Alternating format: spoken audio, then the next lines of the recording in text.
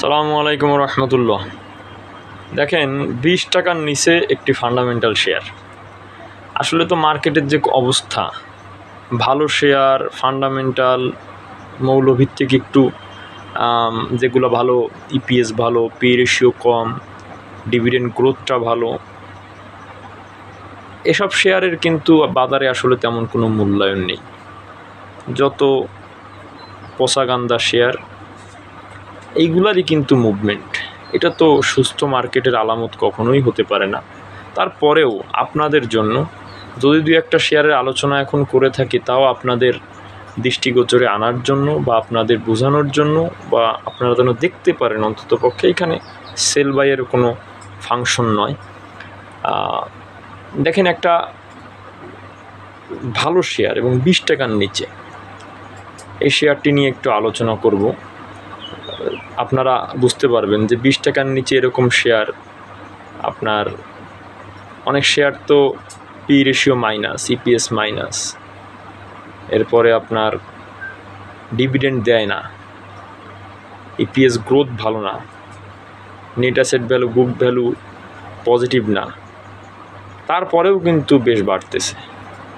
সেই জায়গা থেকে এখন যে শেয়ারটির কথা বলবো আমি, 20 টাকার নিচে অবস্থান করতেছে, কিন্তু শেয়ারটার দেখলাম আমি আজকে অনেক জাস্টিফাই করে দেখলাম, দীর্ঘদিন যাবৎ শেয়ারটা কিন্তু ডিভিডেন্ড দেয়, ইপিএস গ্রোথ ভালো, তারপরেও কিন্তু সেরকম ডিমান্ড, শেয়ার কোয়ান্টিটিতে আহামরি হাই তাও না, ওভারঅল মেবি 8 কোটির নিচে শেয়ার।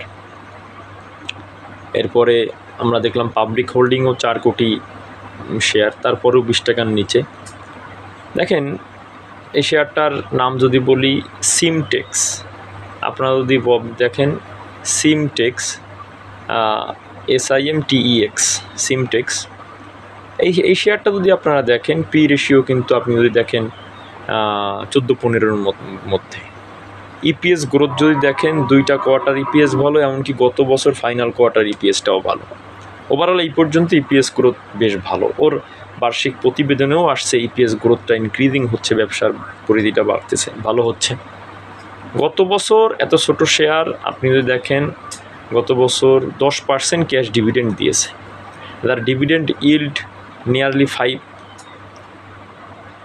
10% ক্যাশ ডিভিডেন্ড দেওয়া শেয়ার, যার শেয়ার কোয়ান্টিটি 8 কোটির নিচে, যার পি রেশিও কম, ইপিএস ভালো, এই শেয়ারের কিন্তু দেখেন খুব বেশি গ্রোথ নেই বা সামনে অগ্রসর হচ্ছে না, মেবি এখন 19 টাকা 30 পয়সাতে আছে।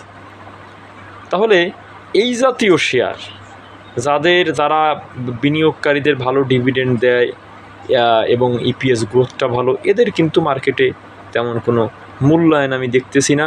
অথচ যে শেয়ারের কিছু নাই, সেই সব শেয়ার, অনেক শেয়ার নাম বলবো না, সেসব শেয়ার দেখেন আপনার 33, 30, 40, 35, 36 এই রেঞ্জে গেছে। এই শেয়ারটা তো এখান থেকে এইখানে পাবলিকেরও একটা ডিমান্ড থাকার দরকার এসব শেয়ারে, যে না আমি যদি এখানে কিনি 19 টাকা, এই শেয়ারটা কিন্তু খুব বেশি আপ ডাউন করে না। আপনি দেখেন 18, 19, 20, 20, 50 এইখানে থাকে। তাহলে আমি যদি এইখানে একটা শেয়ার 19 থেকে 20 টাকার মধ্যে কিনতে পারি, তাহলে আমার মিনিমাম কিন্তু এখানে আমার 5% আমি ডিভিডেন্ড পাচ্ছি।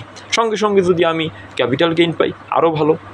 এটা কিন্তু বিনিয়োগকারীদের মাথায় রাখার দরকার। সকলে ভালো থাকবেন, সুস্থ থাকবেন। আসসালামু আলাইকুম রহমতুল্লাহ।